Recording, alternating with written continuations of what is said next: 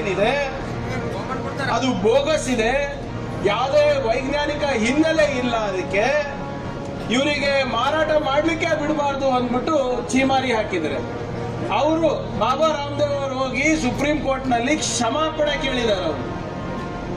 So ಅವರು ಚೋರ್ ಗುರು ಇಲ್ಲಿ ಹೇಳಕ್ಕಾಗದಪ್ಪ, ಆಗ್ಲೇ 2 ನೋಟಿಸ್ ಬಂದದ್ದು ನನಗೆ.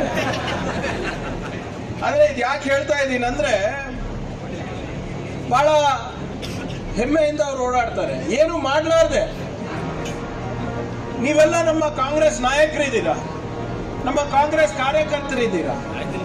ಹಿಂದಿನ UPA ಸರ್ಕಾರ ಇರ್ಬೋದು, 10 ವರ್ಷದ UPA ಸರ್ಕಾರ ಇರ್ಬೋದು, ಹಿಂದಿನ 5 ವರ್ಷದ ಅವಧಿ ಕಾಂಗ್ರೆಸ್ ಸರ್ಕಾರ ಇರ್ಬೋದು, ಮಾನ್ಯ ಸಿದ್ದರಾಮಯ್ಯ ಮುಖ್ಯಮಂತ್ರಿ ಅವಧಿನಲ್ಲಿ, ಅಥವಾ ಇವಾಗ ಕಳೆದ 10 ತಿಂಗಳಲ್ಲಿ ನಾವು ನಮ್ಮ ಕಾರ್ಯಕರ್ತರಿಗಾಗಿರ್ಬೋದು, ಮುಖಂಡರಿಗಿರ್ಬೋದು, ಯಾವುದೇ ಮುಜುಗರ ಪರಿಸ್ಥಿತಿ ಎದುರಾಗುವಂತೆ ನಾವು ಮಾಡಿಲ್ಲ.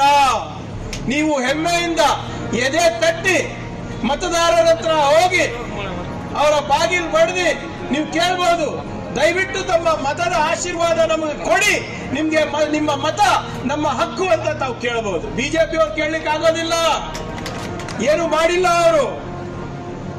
ನಾವು ಹೋಗಿ ಜನರ ಹತ್ರ ಕೇಳ್ಬೋದು, ನಾವು ದುಡ್ದಿದೀವಿ, ನಮ್ಮ ದುಡಿಮೆಗೆ ಪಗಾರ ಕೊಡ್ರಿ ಅಂತ ಹೋಗಿ ಕೇಳ್ಬೋದು ನಾವು.